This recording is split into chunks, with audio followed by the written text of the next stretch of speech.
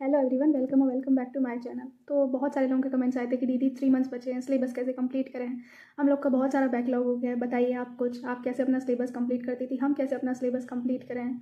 अगर हम जीरो से स्टार्ट कर रहे हैं तो क्या हमारा 3 मंथ्स में सिलेबस कंप्लीट हो जाएगा। हमें बहुत टेंशन हो रही है, हमें बहुत एंग्जाइटी हो रही है, बहुत लो फील कर रहे हैं, बहुत डिमोटिवेटेड फील कर रहे हैं। तो ये सारी चीज़ें हैं।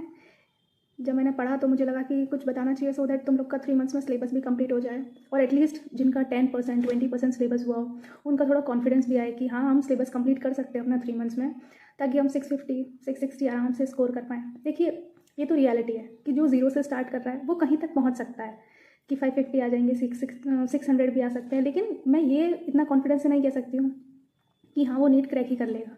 ये तो वो खुद भी अंदर से जानता होगा, लेकिन उसको एक बहुत पॉजिटिव फील होगा और एक कॉन्फिडेंट फील होगा कि हाँ, इफ़ अगर वो नेक्स्ट ईयर भी ड्रॉप लेता है तो वो उतना कॉन्फिडेंस होगा कि बहुत अच्छा कॉलेज उसको मिल सकता है नेक्स्ट ईयर अगर वो प्रिपरेशन करेगा तो। लेकिन अगर किसी का 10%, अगर वो जीरो पे नहीं है, 10% 20% 30% 50% सिलेबस कंप्लीट भी है किसी का, तो वो ये चीज़ें फॉलो करके अपना सिलेबस जल्दी से जल्दी कंप्लीट कर सकता है और स्कोर कर सकता है 650 660 वो जितना चाहता है। ठीक है, तो ये बस इसीलिए वीडियो है कि जैसे कि बहुत सारे लोग बोल रहे हैं ना कि दीदी हमारा बैकलॉग है, कैसे कवर करें, हमें कुछ समझ नहीं आ रहा।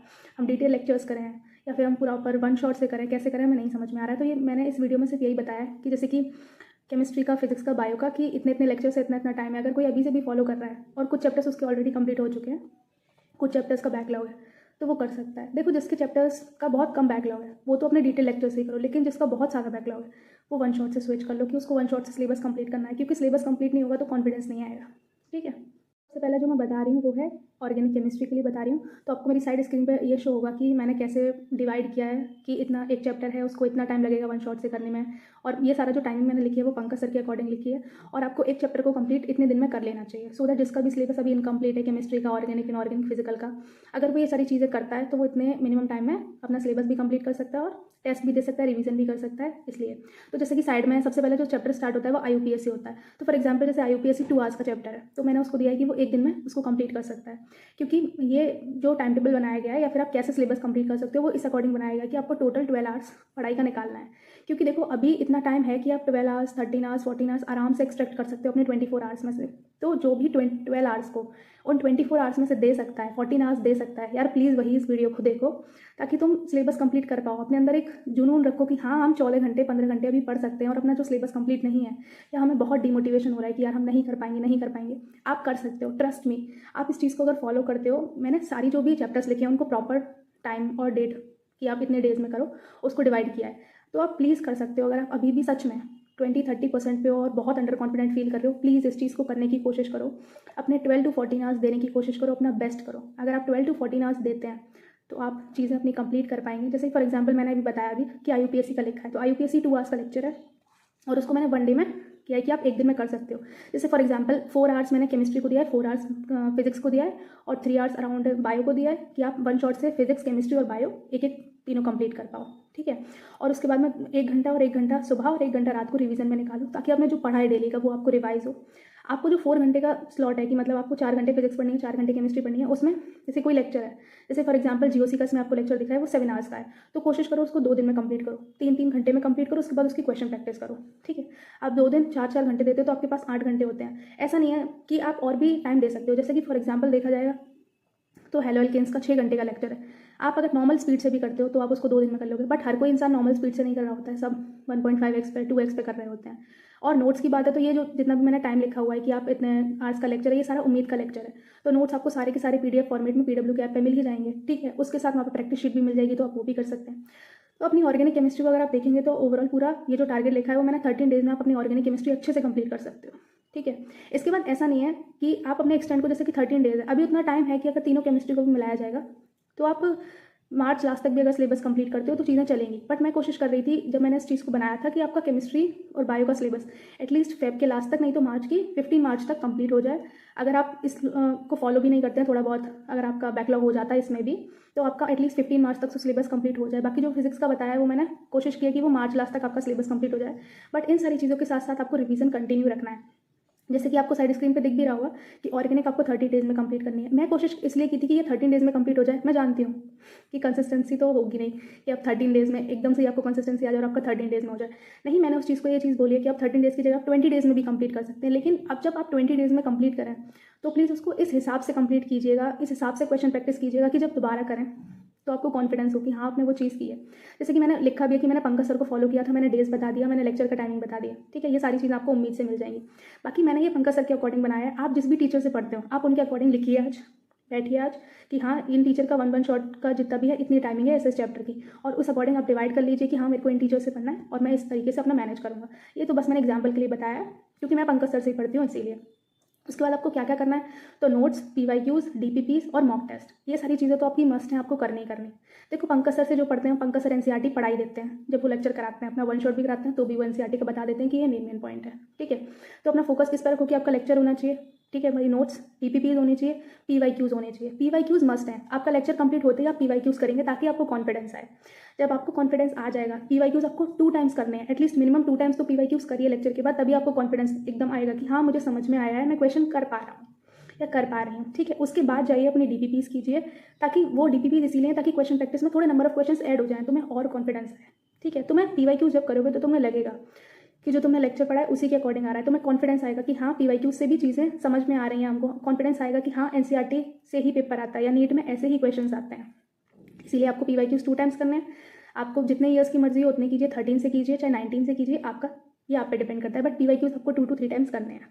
ये लेक्चर के बाद ही बता रही हूँ मैं, क्योंकि तुम वन शॉट से कर रहे हो और इतना सारा सिलेबस इतनी जल्दी जल्दी करोगे तो तुम्हें लगेगा यार कॉन्फिडेंस नहीं आ रहा, भूल रहे हैं, इसीलिए तुम्हें PYQs करने ही करने हैं। उसके बाद DPPs दी जा रही हैं तुम्हें इसीलिए करनी है, या प्रैक्टिस शीट बोलते हो जो उम्मीद के बाद में मिलती भी है, वो आपको ऐप में ही मिल जाएगी, वो कर सकते हो। और मॉक टेस्ट दो, मॉक टेस्ट तो तुमको देना ही देना है। नंबर ऑफ क्वेश्चन प्रैक्टिस तभी बढ़ेगा जब तुम मॉक टेस्ट दोगे। टेस्ट देने में कोई मक्कारी नहीं होनी चाहिए। आप चैप्टर वाइज टेस्ट दीजिए, आप यूनिट वाइज टेस्ट दीजिए, आप FST नहीं भी दे रहे हैं तो टेस्ट दीजिए। अभी भी जो 20, 30, 40% में है, ट्रस्ट मी, अगर 14 आवर्स देते हो, 15 आवर्स देते हो डेली के तो कर सकते हो। मैंने तो 15 आवर्स ही बोला है, 24 आवर्स में से आपको आराम से 7 to 8 आवर्स सोने के लिए मिल जाएंगे। इसमें 3 to 4 आवर्स आपकी करिकुलर एक्टिविटीज़ के लिए मिल जाएंगे कि आपको नहाना है, जो भी आपको एक्सरसाइज करनी है, सब चीज़ों के लिए मिलेगा। लेकिन जब पढ़ रहे हो तो बस पढ़ो, जो भी आपका डिस्ट्रैक्शन है, phone, Insta, Facebook, YouTube, please उसको साइड करो और अपने आपका टाइम टेबल ऐसा बनाओ कि हाँ मुझे इतने डेज़ मिले हैं, अब इतने डेज़ में तो करना है। इसके बाद कोई प्लान नहीं होगा, कोई वन शॉट नहीं होगा जो आपको ये करे कि सिलेबस कंप्लीट हो सकता है, ठीक है। वो तो बस एक भ्रम होगा कि हाँ कोई बोल रहा है कि लास्ट के मंथ में भी सिलेबस कंप्लीट हो जाएगा, तो नहीं। जो नेक्स्ट मैंने साइड में लगाया है वो आपको फिजिकल केमिस्ट्री का दिखाई दे रहा होगा। तो सबसे पहली चीज़ आती है मूल कॉन्सेप्ट। जैसे मैंने उसका देखा था उम्मीद वन शॉट में, अमित महाजन सर से पढ़ सकते हो आप कॉम्पिटिशन वाला पे, नहीं तो आप सुधांशु सर से भी पढ़ सकते हो। दोनों के लेक्चर्स वन शॉट के प्रॉपर अवेलेबल है। जैसे कि मैंने मूल कॉन्सेप्ट में लिखा भी है 8 घंटे, मैंने लिखा है कि 2 दिन, आप उसको नहीं है 2 दिन से आप 3 दिन में भी कर सकते हो, 4 दिन में भी कर सकते हो। वो मैंने 2 दिन लिख दिया था कि सबकी जो करने का पेस होता है वो अलग अलग होता है। कुछ बच्चे 2x पे भी करते हैं, कुछ 1.75 पे भी करते हैं, तो उनके लिए 8 घंटे का लेक्चर इतना डिफिकल्ट नहीं होगा करना, क्योंकि पर डे जो केमिस्ट्री का टाइम है वो 4 घंटे है, ठीक है। लेकिन कोई बात नहीं, अगर आपको एक दिन एक्स्ट्रा भी लग जाता है लेकिन आप उसे अच्छे से कर पा रहे हैं, इट्स ओके। उतना टाइम भी है हमारे पास कि 2 के 4 दिन भी हो जाएंगे तो चलेगा। जैसे कि मैंने स्ट्रक्चर ऑफ एटम भी लिखा है कि 2 दिन में, उसमें स्ट्रक्चर ऑफ एटम में इतनी डिफिकल्टी नहीं है, आप उसको इजीली 2 दिन में कर सकते हो। बाकी जो छोटे छोटे चैप्टर्स हैं जैसे कि रिडॉक्स हो गया, उसको आप 1 दिन में कर सकते हो। इक्विलिब्रियम में आपको 2 से 4 दिन भी लग सकते हैं। मैंने बोला क्योंकि इक्विलिब्रियम में जैसे आपको टाइम दिख भी रहा होगा 4 आवर्स और 7 आवर्स लिख रखा है, ठीक है। 4 आवर्स वाला 1 दिन में कर सकते हो, आप उसका टाइम एक्सटेंड भी कर सकते हो, अपने अकॉर्डिंग कर सकते हो। जैसे कि ओवरऑल मैंने लिखा है कि मैं 16 डेज़ में आप फिजिकल केमिस्ट्री कंप्लीट कर सकते हो अगर आप ये चीज़ें करते हो। कोई बात नहीं, अगर आपको 16 डेज से 20 डेज़ भी लग रहे हैं, 25 डेज़ भी लग रहे हैं, इट्स ओके, बट होनी चीज़ें बेस्ट तरीके से चाहिए। ऐसा नहीं होना चाहिए कि चीज़ें लैग कर रहे हो, अभी भी लैग कर रहे हो तो वो चीज़ काम नहीं करेगी यार, ठीक है। अब इसमें भी आपको क्या करना है, तो आपको नोट्स फिजिकल केमिस्ट्री में पढ़ना मस्ट है। आपके फॉर्मूलाज जब आप लेक्चर कर रहे हो जिसमें जितने भी सर फॉर्मुलेस बता रहे हो, नोट्स प्रॉपर पढ़ लिया आपने, ठीक है। लेक्चर के साथ में आप सारे फॉर्मुलेस लिखते चलोगे। सर ने फर्स्ट नंबर पे जो भी फॉर्मुला बताया, सेकंड थर्ड आपको सारे फॉर्मुलेस। लेक्चर कंप्लीट कर रहे हो आप, उसके बाद में आपने मान लो हाफ लेक्चर आज कंप्लीट किया, हाफ कल कर रहे हो और उसके बाद आपने नेक्स्ट डे के लिए छोड़ दिया, तो आपके जितने भी आज के लेक्चर के फॉर्मुलेस है वो सारे राइट डाउन होने चाहिए, ठीक है। जितने भी सर ने क्वेश्चन प्रैक्टिस कराए सारे क्वेश्चन प्रैक्टिस होने चाहिए। आप उसको डिवाइड कर लो, जब ये लेक्चर कीजिए, फॉर्मुलाज लिखिए, अपने सारे क्वेश्चन प्रैक्टिस कीजिए। फिजिकल केमिस्ट्री में और फिजिक्स में दोनों में ही मैं ये चीज़ बोलूँगी कि PYQs बहुत इंपॉर्टेंट है। PYQs ही करके तुम्हें जो कॉन्फिडेंस आएगा वो तुम्हें कोई मॉक टेस्ट देके नहीं आएगा, कोई DPP सॉल्व करके नहीं आएगा, कुछ करके नहीं आएगा, लेकिन तुम्हें PYQs करने के बाद पता चलेगा कि हाँ मैं स्कोर कर सकता हूँ, मैं नीट में सेलेक्ट हो सकता हूँ, क्योंकि क्वेश्चन उसी लेवल के आते हैं, ठीक है। बहुत सारे जगह जगह देखोगे तो बहुत लंबे लंबे कैलकुलेशन के क्वेश्चन होते हैं, वो अपने कॉन्सेप्ट क्लियरिटी के या कॉन्सेप्ट बिल्डअप के लिए होते हैं, लेकिन तुम्हें जितना मार्क्स चाहिए, जैसे फॉर एग्जाम्पल इनऑर्गेनिक, ऑर्गेनिक और फिजिकल तीनों में ही 15-15 क्वेश्चन आते हैं। वन शॉट से करोगे एटलीस्ट 13 क्वेश्चन तो बना पाओगे। तुम इतनी प्रैक्टिस कर रहे हो, सारी चीज़ें कर रहे हो, 13 भी तुमने बनाया, 39 क्वेश्चन हो गए। तुमने और अपने एफर्ट्स दिए तो तुम 40 प्लस क्वेश्चन भी ठीक कर सकते हो। तो तुम्हारा 165 मार्क्स तो कहीं नहीं गया है ना। बस वही चीज़ है कि तुम फॉलो कितना करते हो, तुम कितना डेडिकेशन दिखाते हो अपनी चीज़ें कंप्लीट करने के लिए। तो जैसे कि मैंने दिख रहा है आपको कि मैंने फिजिकल केमिस्ट्री को जो दिए थे वो 16 डेज दिए थे, ठीक है। आप इसको 20-25 डेज में भी ईजिली कंप्लीट कर सकते हो। अब जो बारी आती है वो आती है इनऑर्गेनिक केमिस्ट्री की। तो इनऑर्गेनिक केमिस्ट्री मैंने एमडी सर से पढ़ी थी। आप जिन भी टीचर से पढ़ना चाहो पढ़ सकते हो, बट मुझे लगता है एमडी सर बेस्ट है इनऑर्गेनिक केमिस्ट्री के लिए। बहुत अच्छे से इनऑर्गेनिक केमिस्ट्री पढ़ाते हैं, माइंड ब्लोइंग, ठीक है। तो अब जैसे मैंने पीरियोडिक टेबल 7 आवर्स का लेक्चर है, मैंने उसको 2 डेज़ का टाइम दिया है। आप उसको कोई बात नहीं 3 डेज़ का भी टाइम दे सकते हो क्वेश्चन प्रैक्टिस के साथ, ठीक है। केमिकल बॉन्डिंग 10 आवर्स, तो मैंने 2 डेज़ का टाइम दिया है। कोऑर्डिनेशन कंपाउंड 7 आवर्स का है, 2 डेज़ का टाइम दिया है, बट आप उसको 3 डेज़ 4 डेज़ में कंप्लीट कर सकते हो अपनी क्वेश्चन प्रैक्टिस के साथ साथ। DNF ब्लॉक को 2 डेज़ दिया है, पी ब्लॉक को 1 डे दिया है, सॉल्ट एनालिसिस को 2 डेज़ दिया, तो ओवरऑल 11 डेज़ लग रहे हैं। अगर जैसे मेरा टाइम टेबल है उसके अकॉर्डिंग देखोगे तो 13 डेज़ मैंने ऑर्गेनिक को दे रखा है, 16 डेज़ मैंने फिजिकल को, 11 डेज़ इनऑर्गेनिक को दे रखा है, तो ओवरऑल 40 डेज़ होते हैं। और अगर आप अभी से भी वीडियो देखते हो और कल से भी फॉलो करते हो तो जनवरी में भी अभी 20 डेज़ बाकी हैं, फरवरी में 28 डेज़ बाकी हैं, 30 डेज़ राउंड ऑफ कर लेते हैं, तो 30 और 20 50 डेज़ यहाँ पे बाकी हैं। तो मैंने 40 डेज़ का बोला है, तो अगर आप इसको फॉलो करते हो तो फरवरी के लास्ट तक आप कंप्लीट कर सकते हो, ठीक है। बाय चांस आप लैग कर गए, आपका फिर बैकलॉग हो गया, तो आप इसमें 20 डेज़ और एक्सटेंड कर लोगे। अब जब 20 डेज़ और उसमें आप इंक्लूड कर लोगे तो आपका 10 मार्च तक 15 मार्च तक सिलेबस कंप्लीट हो जाएगा, अगर आप ये चीज़ें फॉलो करते हो तो। जो मेरे को टीचर्स पसंद थे जिनसे मैं पढ़ती हूँ, मेरी फ्रीक्वेंसी मैच करती है, मैंने उन टीचर्स के बारे में आपको बताया है। जैसा कि ऑर्गेनिक में पंकज सर से पढ़ती हूँ, इनऑर्गेनिक एमडी सर से, और फिजिकल सुधांशु सर से, अमित महाजन सर से। अब बहुत सारे बच्चे और भी टीचर से पढ़ते हैं, जैसे कि डॉली मैम से भी पढ़ते हैं, आप उनसे भी पढ़ सकते हो। आपकी जिसके साथ फ्रीक्वेंसी मैच करती है, आपको लगता है कि हाँ ये टीचर बेस्ट है। और ये जो चीज़ें मैं बता रही हूँ, ऐसा नहीं बता रही हूँ कि आप जो अच्छा से सिलेबस कंप्लीट कर रहे हैं 10 to 20% उनका सिलेबस कंप्लीट हो गया, वो प्लीज़ इसे 0 से स्टार्ट मत करने लग जाना कि दी ने बोला है तो हम वन शॉट से सारे चैप्टर्स कंप्लीट करेंगे। नहीं, आप जहाँ से भी हैं, अगर कम बैकलॉग है आपका तो प्लीज़ डिटेल लेक्चर से कीजिए। और आपका बहुत सारा बैकलॉग है कि हाँ हम पूरे बैकलॉग में ही हैं, हमारे कुछ भी कंप्लीट नहीं हुआ, 10-20% सिलेबस ही कंप्लीट है, प्लीज़ वन शॉट पे आ जाइए, क्वेश्चन प्रैक्टिस पे फोकस कीजिए, रिवीजन कीजिए और अपनी चीज़ों को प्लीज़ ट्रैक पे लाइए। इंपॉर्टेंट होता है तो नोट्स, PYQs, DPP और उसके बाद में NCERT रीड। आपको NCERT रीड इनऑर्गेनिक के लिए करनी ही पड़ेगी यार, आप उस चीज़ को मिस नहीं कर सकते हो, ठीक है। तो ये आपको बायो का दिख रहा होगा, जैसे मैंने proper 28 and next overall 34-35 chapters हैं बायो के, ठीक है। मैंने सारा डेंगू चिकनगुनिया भी ऐड करके 34-35 चैप्टर्स हैं। तो 1 डे 1 चैप्टर आपको करना ही पड़ेगा। आप किन किन से पढ़ सकते हो? आप विपिन सर से पढ़ सकते हो। विपिन सर के वन शॉट्स अमेजिंग है, जो ओजोन क्लासेस में है वो बहुत अमेजिंग है, मतलब वो मिनिमम टाइम में NCERT हाईलाइट करके बहुत अच्छे से पढ़ाया गया है। दूसरी चीज़ आप रुपेश सर से भी पढ़ सकते हो, उनके लेक्चर्स भी बहुत अच्छे हैं। आकांक्षा मैम से भी पढ़ सकते हो, आकांक्षा मैम ने भी बहुत अच्छे से पढ़ा रखा है। समाप्ति मैम से पढ़ सकते हो, और भी आप गरिमा मैम से पढ़ते हो, जिन भी टीचर से पढ़ते हो आप सबको फॉलो कर सकते हो। ये एक एग्जाम्पल है, ठीक है, कि आप इस चीज़ को देखकर अपनी चीज़ें डिसाइड कर सकते हो कि हाँ हमें 3 महीने में ऐसे चीज़ें प्रोसीड करनी है और अपना सिलेबस ऐसे कंप्लीट करना है। मैंने ये बता दिया, मैंने जो बायो का लिखा है उसमें मैंने टाइम फ्रेम नहीं लिखा है, ठीक है।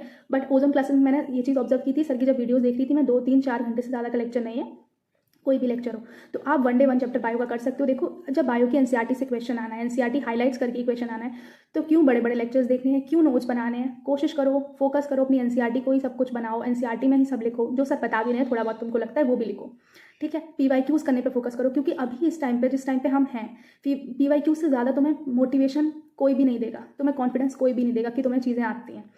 तुम्हारे पास बहुत सारे ऑप्शन हैं कि तुम ये बुक कर लो, वो बुक कर लो, अपना मोरल डाउन करोगे, अपने आप को डिमोटिवेट करोगे, वो चीज़ मत करो, ठीक है। बायो में सिंपल चीज़ है, आप अपनी NCERT हाईलाइट कर रहे हो, सर विपिन सर के साथ कर लो ओजोन क्लासेस की वीडियोस लेके, उसके बाद में अपने आप खुद से एक बार रीड कर लो, ठीक है। जो अपना जैसे कि क्वांटिटी रखो कि आप 100 से 150 क्वेश्चन बायो के हर चैप्टर कंप्लीट होने के बाद कर रहे हो, ठीक है। वो कॉन्फिडेंस देगा तुम्हें, NCERT की इस लाइन से ऐसा क्वेश्चन आता है, स्टेटमेंट ऐसा जाता है, ऐसी क्वेश्चन और आ सकते हैं, या फिर इस लाइन से ये क्वेश्चन फ्रेम हो सकता है, वो सारी चीज़ें तुम्हें पता चलेंगी, इसीलिए बायो का ये है। और अपने अकॉर्डिंग जिन भी टीचर से तुम पढ़ते हो, जैसे कि हर कोई विपिन सर से नहीं पढ़ रहा होता है, आकांक्षा मैम से भी पढ़ते हैं, रुपेश सर से भी पढ़ते हैं, गरिमा मैम से भी पढ़ते हैं, तो सब लोग अलग अलग टीचर से पढ़ते हैं। तो ये अपना लिखो सारे चैप्टर्स के नाम, जैसे कि आपको साइड में दिख रहा है, और उनके आगे लिख लो कि हाँ इतने आवर्स का ये लेक्चर है, मुझे इतने डेज में कंप्लीट करना है, ठीक है।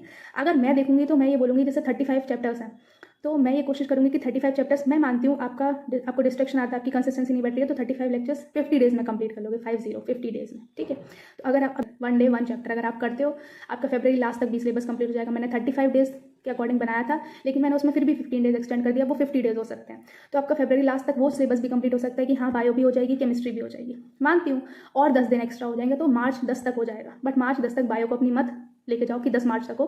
कोशिश करो फरवरी के लास्ट तक बायो कंप्लीट हो जाए। जब आपका 360 वाला जो स्कोरिंग पार्ट होता है, जब आपकी मुट्ठी में होता है ना, तो आपको एक कॉन्फिडेंस आता है कि हाँ अब बायो में मेरे 360 आ रहे हैं। अभी कुछ बच्चे ऐसे हैं जिनके 200 मार्क्स आ रहे हैं, 300 मार्क्स आ रहे हैं, या 220 मार्क्स आ रहे हैं, 250 मार्क्स आ रहे हैं। भाई अपनी बायो मुट्ठी में करो, 320 मार्क्स लाओ, पहले 320 मार्क्स अपने पकड़ो, कहीं जाने नहीं चाहिए वो, तभी तुम्हें कॉन्फिडेंस आएगा कि हाँ मुझे 320 आ रहा है, मुझे 500 करना है, मुझे 600 करना है। चीज़ें ऐसा नहीं है कि तुम्हें सिर्फ बायो ही बायो पढ़नी है, तुम्हें एक दिन में तीनों चीज़ें पढ़नी है, फिजिक्स केमिस्ट्री बायो, तीनों की तीनों चीज़ें पढ़नी है। बट उसको टाइम के अकॉर्डिंग पढ़ना है, ऐसा टाइम टेबल नहीं है, लेकिन पर डे टारगेट होना चाहिए कि मुझे 15 आवर्स पढ़ना है, मुझे एक दिन में केमिस्ट्री का, बायो का और फिजिक्स का इतना इतना पार्ट करना है सिलेबस का कंप्लीट। जब इतना इतना पार्ट करना है, इतने मुझे क्वेश्चन प्रैक्टिस करने हैं, मुझे PYQs करने हैं। जब तुम ये टारगेट बेस्ड डेली स्टडी करोगे तब तुम्हारा 15 आवर्स होगा, और तभी तुम इतना सिलेबस जो है जो तुम्हें 3 मंथ्स में कंप्लीट करना है वो कंप्लीट कर पाओगे।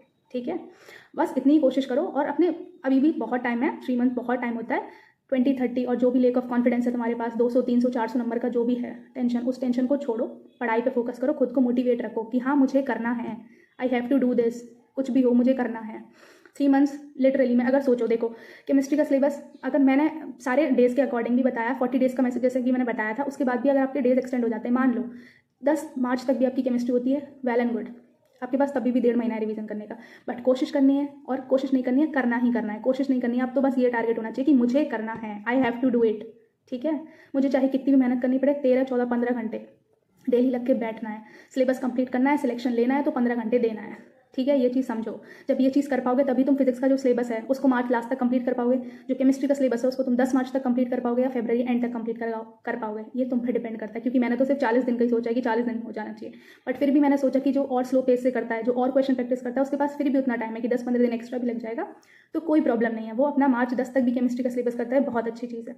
बट बायो का सिलेबस तुम्हें फेब एंड तक कंप्लीट करना ही करना है, ट्रस्ट। अब जो नेक्स्ट बात करते हैं वो हम बात करते हैं फिजिक्स की। जैसा कि आपको साइड स्क्रीन पर दिख भी रहा होगा, मैंने फिजिक्स के सारे चैप्टर्स भी लिखे हुए हैं, और ये जो प्लानर है वो है आयुष सर के अकॉर्डिंग, जो आयुष सर ने 1 शॉट्स कराए हैं उनके अकॉर्डिंग है कि कौन सा चैप्टर कितने आवर्स में सर ने कराया है और आपको कितने डेज में करना चाहिए।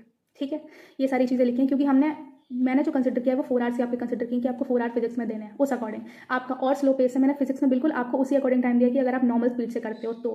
ठीक है, आप कोई 1.5 पे नहीं कर रहे, कोई 1.75 पे नहीं कर रहे, कोई 2x पे नहीं कर रहे, ये नॉर्मल स्पीड वालों का है। उसके बाद भी जैसे मैंने 11th में आपको लिख भी दिया है कि ये सिलेबस है, ये टाइम है, और ये इतने आपको डेज लगने चाहिए। इससे आपको एक्स्ट्रा डेज भी लग जाते हैं, इट्स ओके, कोई इशू नहीं। जैसे कि आपको दिख भी रहा है, मैंने प्रॉपर 11th का जो सिलेबस लिखा है वो उसमें बताया कि 37 डेज में कंप्लीट हो सकता है। 37 से आपको 50 डेज भी हो जाता है, कोई इशू नहीं है, बट कंप्लीट होना चाहिए। ठीक है, अभी आप कोशिश कर रहे हैं, आपका 70-80 नंबर आ रहा है, तो पहले उसको 130-140 तक तो लेके जाना है ना। तो पहले उनके चैप्टर्स को कीजिए जो इंपॉर्टेंट है। जैसे कि 11th में मैंने 1 स्टार लगा भी रखा है, सब में रेड पेन से मार्क कर रखा है। जैसे बेसिक मैथ्स पहले आप कर भी रहे हो, प्रॉपर ही बैकलॉग में हो फिजिक्स के, जैसे कि मैंने बहुत सारे कमेंट्स देखे हैं, दीदी हमारा फिजिक्स का पूरा बैकलॉग है, हमारी 11th बर्बाद है। ठीक है, अगर प्रॉपर ही बैकलॉग है तो देखो फिजिक्स में सबसे पहले 11th के कुछ टॉपिक्स होते हैं, कुछ चैप्टर्स होते हैं जो बहुत इंपॉर्टेंट होते हैं, उनसे स्टार्ट करो।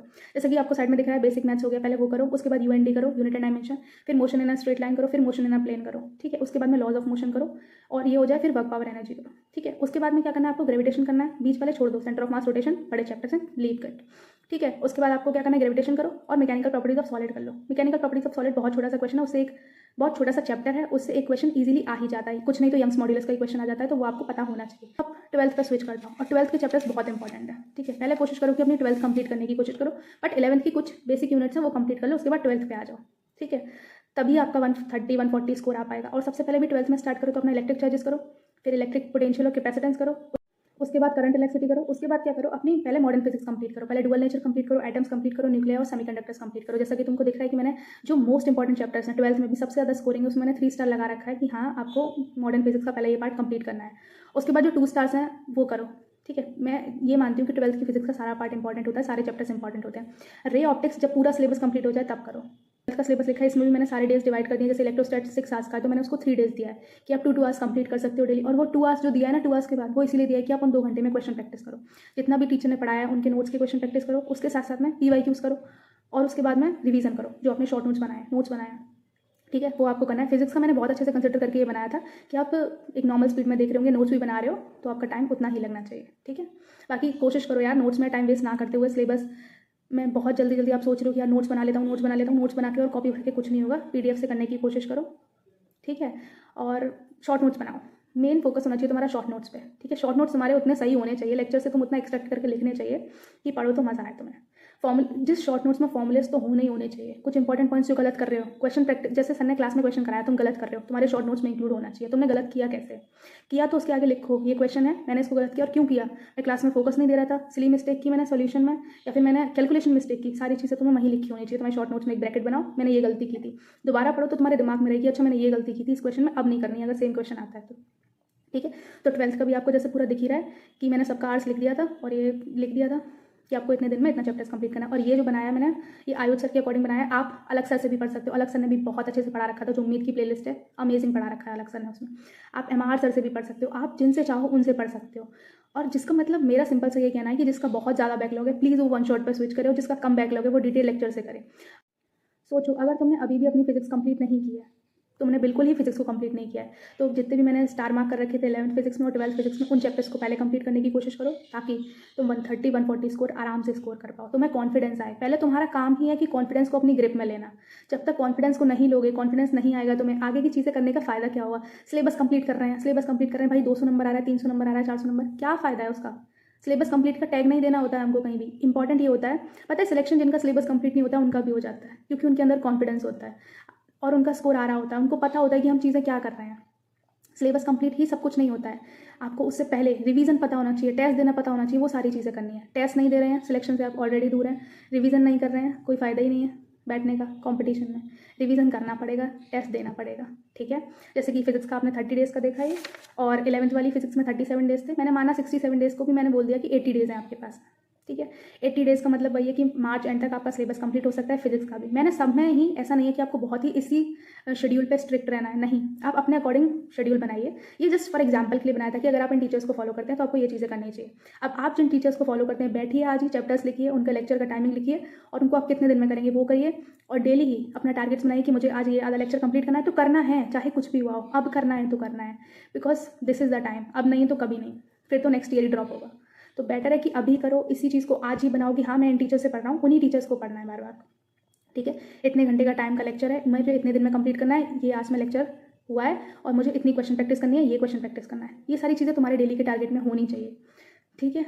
टारगेट बेस्ड स्टडी करना स्टार्ट करो, 14 to 15 आवर्स दो यार, एटलीस्ट 14 to 15 आवर्स दोगे तब तुम्हारी जो एफिशिएंसी आएगी वो 12 आवर्स निकल के आएगी। 3 आवर्स जो हम 15 आवर्स में बैठते हैं उसमें भी जाते हैं, कभी इधर कभी उधर, वो 12 आवर्स तब निकल के आए। इसके बाद ये होते हैं 15 घंटे का कुछ, मैंने ये 4 घंटे केमिस्ट्री, 4 घंटे फिजिक्स, 3 घंटे बायो, ठीक है। 11 आवर्स हो गई, 1 आवर मॉर्निंग में रिवीजन और 1 आवर नाइट में रिवीजन, 13 आवर्स होते हैं ये, ठीक है। अगर तुम्हें लगता है तुम 13 आवर्स से 15 आवर्स एक्सटेंड कर सकते हो, बहुत अच्छी बात है, उससे अच्छी बात कुछ हो नहीं सकती है। बट मिनिमम कोशिश करो कि आपके ये 13 आवर्स होने ही चाहिए। देखो यार 13 आवर्स के बाद भी आपके पास 11 आवर्स हैं सारी चीज़ों को करने के लिए, चाहे आपका जितना भी सोना हो, 7 to 8 आवर्स सो भी सकते हो ताकि फ्रेश उठ पाओ अगले दिन के लिए। तो सारी चीज़ों के लिए टाइम है, बट वही चीज़ है कि टाइम वेस्ट नहीं करो, तुम अपनी चीज़ों को बहुत अच्छे से करो। अगर इस टाइम पे कंसंट्रेशन बिल्ड नहीं कर पाओगे, इस टाइम पे फोकस में नहीं आ पाओगे, तो नीट चला जाएगा यार। फिर तुम 1 महीने पहले भी ये सोच रहे हो कि यार मैं कैसे करूँ, तो वो चीज़ों को टेंशन लेने से बेहतर है आज ही बैठो, अपनी चीज़ें करो, अपने अंदर एक कॉन्फिडेंस रखो, सेल्फ बिलीफ रखो कि तुम कर सकते हो। और ट्रस्ट मी, जब मैं इस प्लानर को बना भी रही थी तो मुझे ये लग रहा था कि सच में अगर इस चीज़ को कोई फॉलो करता है तो वो सिलेक्ट हो सकता है, बहुत अच्छे से सिलेक्ट हो सकता है, ठीक है। तो इसके बाद भी अगर किसी को जानना हो कि मेरा टाइम टेबल क्या है, तो यार 15 आवर्स का मैंने बता दिया। इस टाइम पे तो पढ़ाई करती थी मैं, और क्या करती थी मैं, तो बाकी बेसिक जो भी डेली का वर्क होता है वो तो करना ही करना होता है। तो ये मिनिमम टाइम टेबल होता है जो मैं फॉलो करती थी। ऐसा नहीं था कि मैं बहुत ही अपने टाइम टेबल को लेकर स्ट्रिक्ट थी कि मुझे 6 बजे ही उठना है, नहीं। अगर मैं रात को किसी दिन बहुत अच्छे से पढ़ रही हूँ तो मैं सुबह डेली लेट उठ सकती हूँ, इट्स ओके, कोई प्रॉब्लम नहीं है उस चीज़ में, क्योंकि मैंने रात में अपनी एफिशिएंसी निकाली। रात को पढ़ने का मेरा मूड है तो मैंने बहुत आउटपुट निकाल लिया उस चीज़ से, तो वो कोई टेंशन नहीं है कि 6 बजे नहीं उठे, 8 बजे ही उठ रहे हैं तो अपने आप को प्रोक्रेस्टिनेट कर रहे हैं, यार 2 घंटे पहले उठ जाता तो मेरा इतना कंप्लीट हो जाता। भाई अब उठ गया हो, अब से कर लो, 2 घंटे रात में एक्सटेंड कर लेना, उतना ही हो जाएगा। प्रोक्रेस्टिनेशन को छोड़ो, मेहनत करने पे फोकस करो, and trust me you all can do it. सब कोई कर सकता है, कोई भी कर सकता है, बस डेडिकेशन, मेहनत, सेल्फ बिलीफ चाहिए होता है कि हाँ मैं कर सकता हूँ। तो इस चीज़ को फॉलो कीजिए, आप अपने अकॉर्डिंग प्लानर बनाइए, जिन भी टीचर्स को आप फॉलो करते हो प्लीज़, ठीक है। और मेहनत करते रहिए, और होपफुली जिनका भी डाउट था कि बैकलॉग कैसे कंप्लीट करें, आप ऐसे कर सकते हो, ठीक। और भी कोई प्रॉब्लम हो, इशू हो तो आप प्लीज़ मुझे कमेंट कीजिएगा, मैं जल्दी से वीडियो बनाने की कोशिश करूँगी, ठीक है। बाय एवरीवन, मिलते हैं नेक्स्ट वीडियो में, तब तक अपना ध्यान रखिए।